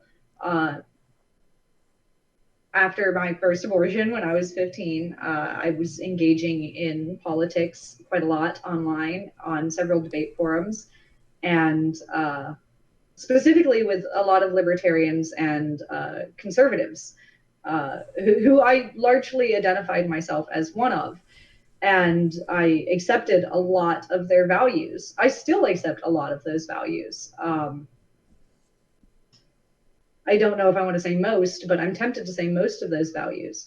I am at this moment technically a card carrying libertarian, like dues paid, um, which is another story. But so I was surprised to find that uh, almost universally these property rights people, these rights deontology types, were anti-choice. So I just explained it in these terms. If it's winter, like in New Hampshire or Canada or Alaska or somewhere cold, and I go out and I leave my door unlocked, and some homeless person wanders in or comes in, and a snowstorm falls as I'm on my way home, and I find this homeless person, and they assert, you can't kick me out, I'll die. There's a snowstorm outside, and the snowstorm is predicted to last 9 months, or even like let's say 5 months for that matter, right? 4 months, a week, right? We can change those times pretty easily, but an onerous amount of time, multiple months. The snowstorm, it's not going to get better out there. I will die if you kick me out anytime in the next however many months. It would seem anybody who advocates for property rights would say, I can definitely evict that person, for sure. They might not like that I did, but it would be odd for them to say, I've lost all of my property rights because of the weather. Um, right? Or because my door didn't lock adequately, or because I didn't lock it. But not locking your door is not consent for burglary, as Thompson points out, and it's not consent for squatting. That's victim blaming. Anyone would recognize that. If all your things were stolen and the cops were like, well, you didn't lock your door, maybe they could admonish you for that, but they certainly wouldn't say, well, there's no crime here, right? Or you're obligated to, you tacitly consented to having all your stuff stolen because you neglected to lock your door. That's not how we work. And that's a full grown adult with uncontestable personhood. Most you'd think that somebody who values property rights would say, yeah, you can evict them. You didn't want them there, and leaving the door unlocked is not consent. Even though you knew that was a possible consequence, it's not the same as consenting. And I was truly surprised to find that that is not how they felt. I've never had anyone explain to me why they don't feel that way. And I am surprised that the people seeds example is the one that folks go for because, as you said, Thompson uses this burglary metaphor, and it's really easy to imagine like snowstorms or other conditions that would prohibit people from leaving. And I think I think that should be the end of the conversation. And uh, I'm surprised it isn't, but I can't see any way out of it for pro-life people Uh, well, unless yeah, they want to I, provide universal housing for people, I'm which they don't. I don't know. Some of them do. Maybe this. I don't know how effectively that argument would land. Like, I don't know, over here versus in America. Um, I mean, over here Um, we still have pretty, strict property rights, but um, it's just slightly less sort of individualistic. We also have stuff like, I don't know if we I have mean, this in I would like England, to think that in but England, like, let's say I owned a house and had a fight with my boyfriend who I had invited yeah, to live with me, there would still be conditions under which there would still be a path to me kicking him out. yeah, of course. Um, But we also have stuff like, we do have squatters' rights. Well, maybe that's not we technically. have squatters' We rights have here. stuff like the right to roam. I don't know if we actually Yeah, have that in England, but they have it in some places. Canada has Um, it. but Actually. I also wanted to add something to what you said, which is so there's this assumption that is sometimes seems to be made where like consent to sex is consent to the possible consequences of sex, where that includes reproduction. Um, it's like, well, even if you were to accept that, under our normal way of thinking about consent, you can revoke consent at pretty much any time. Like, certainly when you have sex, you can just say, I want to stop having sex now, and you got to stop having sex, Or if right? you're in a relationship, I don't want to have sex with you anymore. Yeah, Um, I'm really glad you pointed that out. so it's like, well, why wouldn't that also, even if a woman was to say, like, yes, I invite the fetus into my body, it's not obvious why that would, like mean that she can't change her mind about that. Um, I mean, I suppose, again, to return to that violinist example, like, let's say I did. Let's say I was a music lover and I said, you know what, I'm going to do a good thing. I'm going to hook myself up to the violinist. But then after like 3 months, I'm like, fuck this. This is, I can't do this anymore. This is just like, I don't want to lay in a hospital bed for another 6 months. I mean, you might think that, all right, I'm maybe doing something morally questionable, but should it be illegal? Are you going to say that, like, the government, like the state, should force me to remain hooked up to the violinist? That's, I think that's not a conclusion that a lot of people would be willing to endorse. So, Yeah, or if you let the people seeds grow for a while and then you're like, man, they are eating up way too many of my resources. Or I just don't like this. Um, Turns out this is more obnoxious than I thought it would be.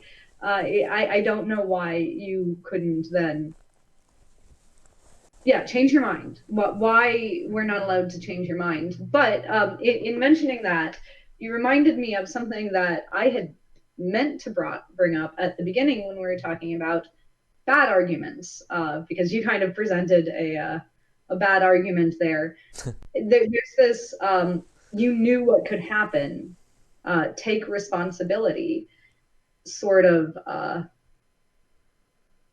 pro life argument or position or claim. And I am truly puzzled by that claim because um, I have had abortions, and they're expensive and obnoxious, and like all of mine have been via RU486 or mifepristone. So the pill, not Plan B, an abortion pill. But they're not fun. Like they're not great, even with that exception. So it seems to me as though I am taking responsibility. Like, hey, this is a possible outcome. pregnancy is a possible outcome of sex. I'm aware of that. I understand that. I have sex, I get pregnant, and then I have an abortion because that's the responsible thing to do. That why that line of reasoning uh, just isn't available to these people is not clear to me. Yes, that's a possible consequence, and this is a possible choice I have available to me. This is a solution to that problem. I'm sterile, as you know, and I had to fight for that right because body autonomy is not valued when someone wants to do something unconventional with it, I guess, or unapproved with it, I guess. Uh, so I fought for 10 years to have a tubal ligation.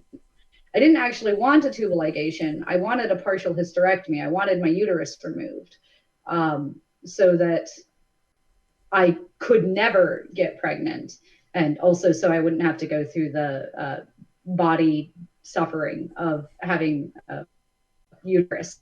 They definitely will not remove my uterus. Even now, they won't remove my uterus, they being physicians. It would be the destruction of an otherwise healthy organ. So I'm actively prevented from seeking permanent sterilization. Tubal ligations are supposed to be permanent, but they can reverse themselves. So that's what I had to settle for. And I can't help but wonder if somebody would still say to me, you've got to take responsibility. You knew tubal ligations could reverse themselves. And it's like, well, yes. And every abortion I had, I was trying to get a partial hysterectomy / tubal ligation when I got pregnant, and I was actively being blocked from doing so. In what way is this something I chose? I'm working within restrictive conditions. I'm trying to make the best choices I can. I'm just not free to do so. And we're still, even if it were just birth control pills, I would have so much trouble getting access to those. They're not freely available. I don't know if this applies to other countries, and I know things have gotten better here, but when I was a teenager, you needed parental consent to get birth control. Um, and you needed to pay for it. I didn't have insurance. I couldn't pay $300 a month for birth control pills. And my parents certainly wouldn't have consented to it. So it's not clear how to take responsibility and what exactly that means. But more than that, at what point have I taken enough responsibility to just have sex? Like, at what point do I get to have sex without somebody getting furious with me for having sex while not wanting to have children? Is the tubal ligation the marker? It can reverse itself. I know that. I have that knowledge. I am aware I had a serious invasive abdominal surgery, which I paid out of pocket for, to try to not get pregnant. So is that something that I'm still held responsible for? Oh man, I just thought it'd be really funny if somebody tried to put the same responsibility on the fetus. Hey, you knew by getting in there that she might have an abortion. Um, you knew. That's on you. That was always a possibility, right? Because I mean, it is, and that's how we have been considering it this whole time. So I don't think this like, hey, you're responsible for it, and that means forever and ever, and also doesn't include things like, taking responsibility in the form of having an abortion. I don't know why people make that argument. And again, it seems like it must be entirely for rhetorical value, but I can't see the rhetorical value. Yeah, I agree. That yeah, it It seems that like feels just like a the strange move, responsible right? thing to do. Yeah. So Well, it's like it it's like we said earlier. I think that given the sort of values that my mother had, namely that she wanted to live a long and healthy life, I think it was just a bad decision to go through with the pregnancy with me. She should have aborted me and tried again. And actually, she did try again even after me, and that pregnancy went a lot better. Um, Although she still had some problems with it, but it didn't like she wasn't in hospital for 6 months. So I like, yeah, I think that it seems that even from her own point of view, it was kind of irresponsible to do that. Like, and definitely from my mother's perspective, it was an extremely irresponsible thing to do. I mean, again, the first time I got pregnant, I was 15. I can't think of something more irresponsible than me having a child at 15. That's the most irresponsible thing I can think of. Uh, Having sex at 15 seems fine, provided I'm willing to accept the consequences, and the consequences were that I needed to find a way to have an abortion, and I did. Super responsible. I'm not seeing the problem. So stop saying that. Um, Having the abortion is taking responsibility. I have to pay for it. Like, I'm not saying other people should have to pay for my abortions, just that it's a choice that should be available to me should this happen. It's so odd that we like to punish people for their choices sometimes, but not other times. Like, this is again something I usually try to bring my students around to. Um, if somebody was in a car accident, or even let's say a motorcycle accident, and they're lying there on the pavement, we would find it really reprehensible if the medics or the ambulance or whoever arrived on the scene to help them, they're like, "Oh, you knew riding a motorcycle was dangerous. You knew this was a possible consequence. Take responsibility and die on the road," right? If we punished people for I what we perceive to be irresponsible choices or possible can outcomes. I just Uh, suggest how a pro-lifer might frame this instead? by all means, because I So don't know how they. I think what a pro-lifer might say to that is, well, yeah, sure, but what if the person driving the motorcycle had just been like drunk, right? What if somebody was driving drunk and thereby putting other people at risk? We don't Well, fail to the save drunk we of drivers. course would save them, right?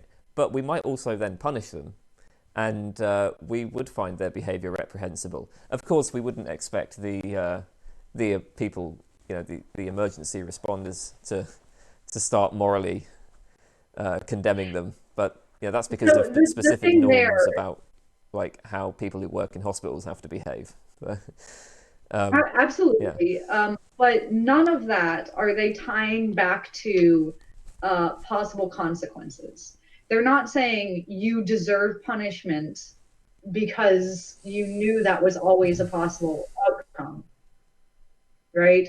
Or you deserve to be jelly on the road because you knew that was a possible outcome. Knowledge of a possible outcome isn't the reason we punish them, um, or fail to treat them or any of that. It is just it doesn't is it feature. not? So if somebody's a drunk driver, um, we don't consider the fact that they. I mean, I guess like, is this like just a point that knowledge of the law is no excuse? Is it that kind of thing? Well, no, I mean, ignorance of the law is no excuse, is Oh, what people say. well, yeah. Um, Sorry, I got that totally wrong. That's what I meant. That's what I meant um, to express. yeah, well, and pleading ignorance wouldn't necessarily, make you exempt from it. But again, we're not punishing them or forgiving them on the basis of possible outcomes for their action. We're punishing them or saving them. Well, we'd save them either way, as you said. We're punishing them because they were reckless and endangered other people's lives. Right. Yeah. Right. So it has nothing to do with, I mean, or like, let's say somebody's rock climbing or somebody's kayaking, right? Somebody's engaged in any kind of activity that has risk associated with it. We don't fail to treat them, to give them access to medicine because they were willingly participating in a risky activity. This is the only area where we want to restrict medical access because somebody could have anticipated the necessity of access to medical treatment. That's so strange. We don't do it anywhere else. Even when we talk about, like, well, you're in a country that does have single payer healthcare, and even when we talk about single payer healthcare here, we don't say like, oh, well, it's single payer unless you know, smoked cigarettes, in which case we're going to punish you. And you just have to die now. That's of course, and smokers damn well know. I say this as somebody who still vapes and smoked for a decade. We know the consequences of smoking, right? People who drink understand the liver damage associated with it. And they can still receive liver transplants. They're on a different list, but if I wanted to like give you some of my liver and it worked, nobody would be like, nah, can't give him your liver. He's had a drink, right? So anticipating possible outcomes just isn't a basis for restricting access to healthcare or penalization or forcing a choice on someone. Like, we don't do it in any other area of our lives. Mm-hmm. I'm not treating your STI because you knew you might get one, right? You can insert that into any other risky activity, and it just immediately, the nonsense of it is apparent, and the inconsistency. So really, people need to stop saying that. And again, that works for, places where abortion would be paid for out of taxpayer dollars, or places like here where it is not. I do want to wrap this up with like one last thing that kind of is medical and has to do with Roe v. Wade. Because I really like the Supreme Court decision in Roe v. Wade. Again, I think it's very well reasoned, because they look at this exact thing. What happens when rights conflict, right? So let's say there is a right to life, and let's say this woman has her body autonomy rights. In those instances, abortion, they said the state does have an interest in protecting the right of potential or future citizens, but not until that potential or future citizen is an entity unto itself, at least theoretically. And that's why they drew the line at the theoretical point of viability outside of the womb, which was between 25 and 27 weeks at the time. It had to do with the capacity to breathe. The lungs had developed, but a lubricant that kept the lungs from collapsing on themselves is not yet developed at 24 to 25 weeks. We have since developed a synthetic lubricant that works, but it still looks like it's around 24, 25 weeks because there just aren't lungs prior to that. And, my inclination has always been that our laws are best when they're not based on the limits of medicine. But the only alternative to that is something you brought up earlier, which is using the state to force someone to stay connected to that violinist or like, I guess, chain a woman in a basement and give birth, like, and I would hope any educated person, when faced with the choices here, do we prioritize um, the rights of this theoretical person or the rights of this existing person, would take a practical approach that accepts the limits of medicine, but also what exactly you necessitate the state doing in order to keep every fetus alive, I guess, to end abortion. It's a horrible outcome, and we do need to face these really real consequences um, when we make laws. Okay. Sorry. I was a bit confused when you said that you were describing using viability as the line, which I actually think I think it I'm makes fine. quite a lot of sense. Maybe I mean, I will.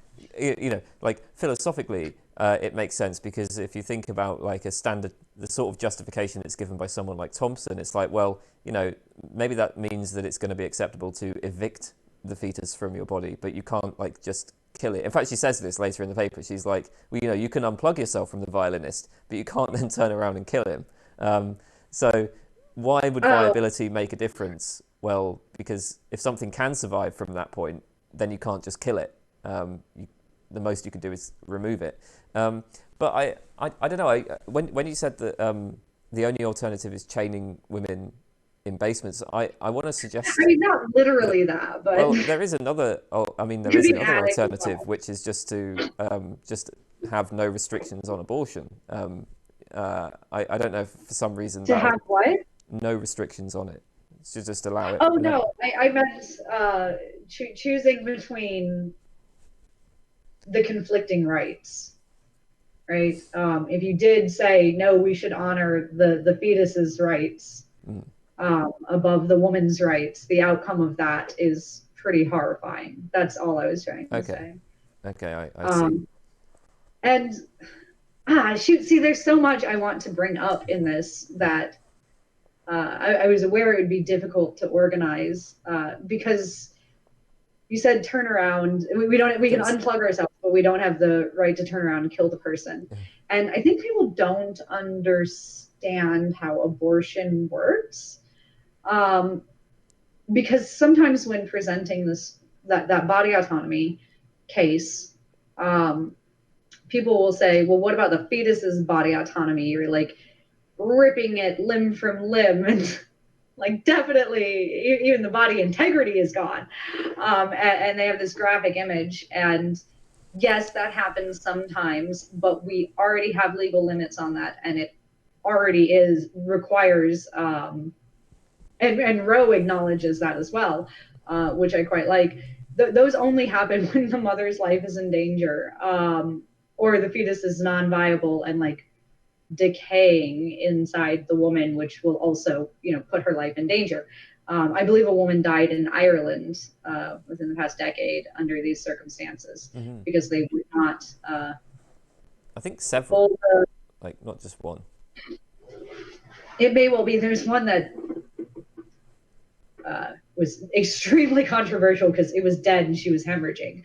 Mm. Anyway, it makes me think like people don't understand how the under 24 weeks abortions work because the vast majority of them, I can give you an actual date and number. In 2013, the over half of abortions in America were medical abortions or chemical abortions, which the kind that I've had. Um, that doesn't rip anything limb from limb. That literally is just removing my life support system. So mifepristone, that's the drug name. It's a pill that tells my body to stop making progesterone, which is the thing that sustains life. So I'm not actually doing anything, like literally from a very technical perspective, I'm not doing anything but withdrawing support. Um, which I most certainly did not consent to give. It's literally just like unplugging yourself from the violinist. There is no what about its body autonomy. What about it? I haven't touched its body. I haven't done anything to its body. I've just withdrawn my support. And if, Thompson on her own isn't enough to quash all these, like, well, the fetus also has body autonomy thoughts, that should be. I'm not doing anything except saying, nope, you can't have that. I don't know what conservatives wouldn't be okay with that. No, you cannot have that thing that my body makes. Okay, yeah. Yeah. Okay. Well, I actually didn't know that. I wasn't aware of this. So that's interesting.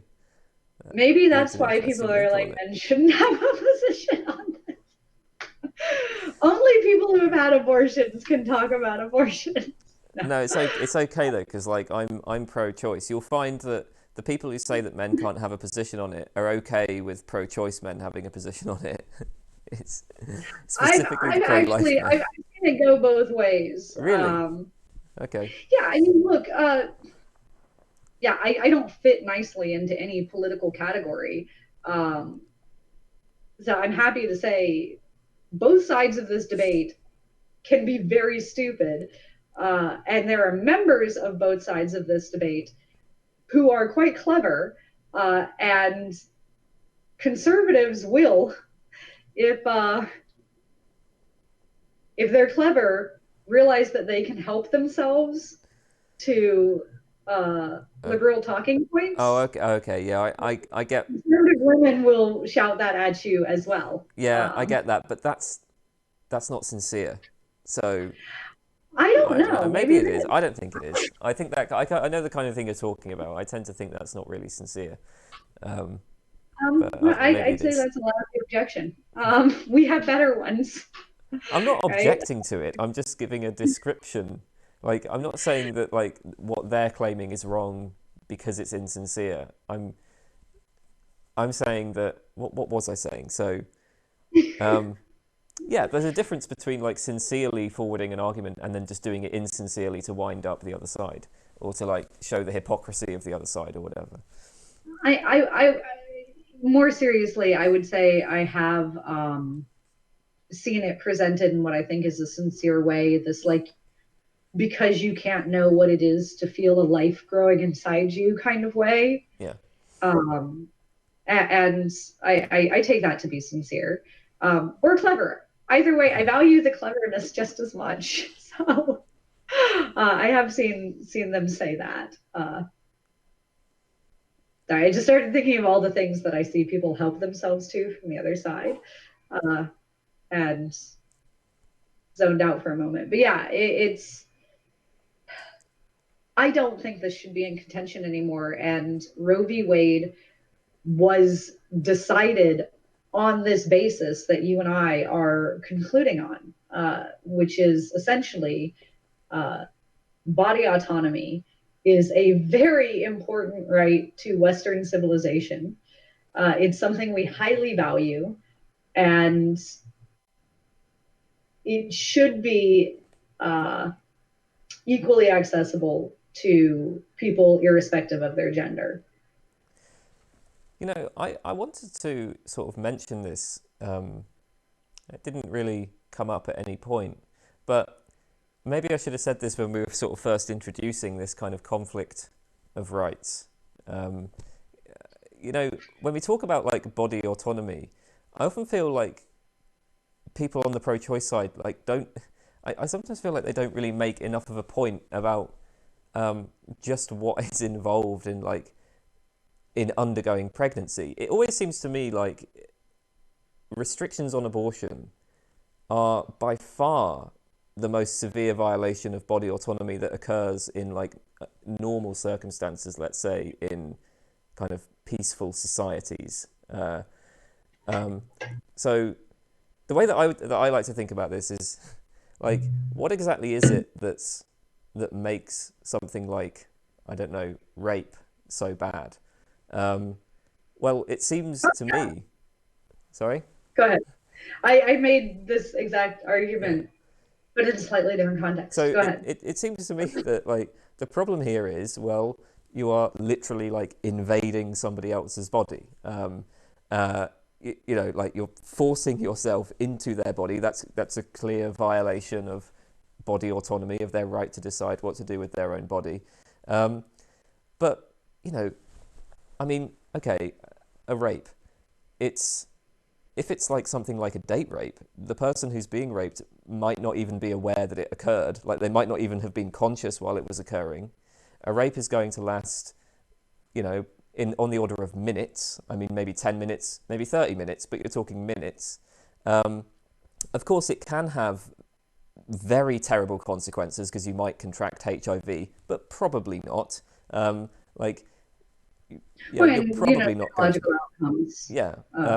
can be long lasting. Well, yeah, I mean, oh, the psychological outcomes. Yeah, I'm just Yeah, describing it in physical terms here, yeah, right? I'm yeah. just describing the I know. physiological things. But obviously, yeah, so the psychological outcomes, But the yes. event itself But is relatively brief as compared to 9 months. so this is my point, right? Compare it to abortion. So in the case of in the case of pregnancy, rather, forced pregnancy. In the case of forced pregnancy, you have to carry this thing for 9 months. This thing will like create significant bodily changes to a point where it like will literally disable you. I mean, you know, we have these seats on buses where it's like for pregnant women or old people or disabled people because it like Mhm. it disables you for at least You part of can that time. get a Um, handicap driving placard here yeah. when you're pregnant.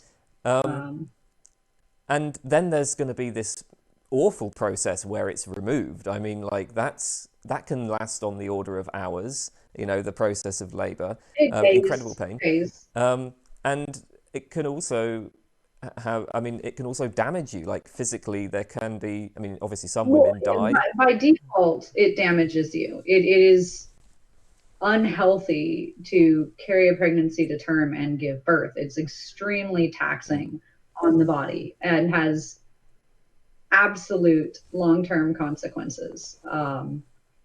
That's again, you're using your life support systems yeah, to build and sustain another life. That's quite taxing. And then you've also not. Here's an interesting statistic. It is way more like or risky to give birth than it is to have an abortion. Uh, Asking somebody to undergo that risk of death, and there is still a significant risk of death, mm, even in modernity, even like right now, there's a significant risk of death associated with giving live birth.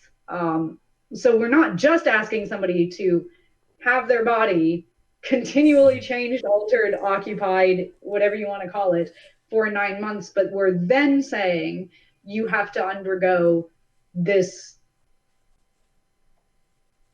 life threatening procedure, uh, and you consented to it by yeah, going home from the bar with that guy or whatever, or from having sex with your partner, which is how every one of my abortions has occurred. Um, yeah, it's. I feel that that is underplayed as yeah. well. It's so. I mean, I Certainly, guess just to yeah. sum up, then, like, okay, so when I think about that, you know, when I compare, say, forced pregnancy to rape, like, honestly, I think forced pregnancy is like 100 times worse. I mean, like, maybe that. I mean, you made the point about the psychological consequences of rape, but the same could be said for forced pregnancy. What's the psychological Well, consequences of that? What sort of impact does that have on, you know, that's that can totally screw up somebody's whole life. You know, all of your plans can be thrown into complete chaos. Um, maybe this is why I said you're weighing the alleged right to life of an alleged person or citizen, maybe a potential against the rights this woman has. And in order to stop her from using her rights, like let's look at what that entails. And I said chaining her up in a basement, but like the physical reality of it is possibly more striking. Um,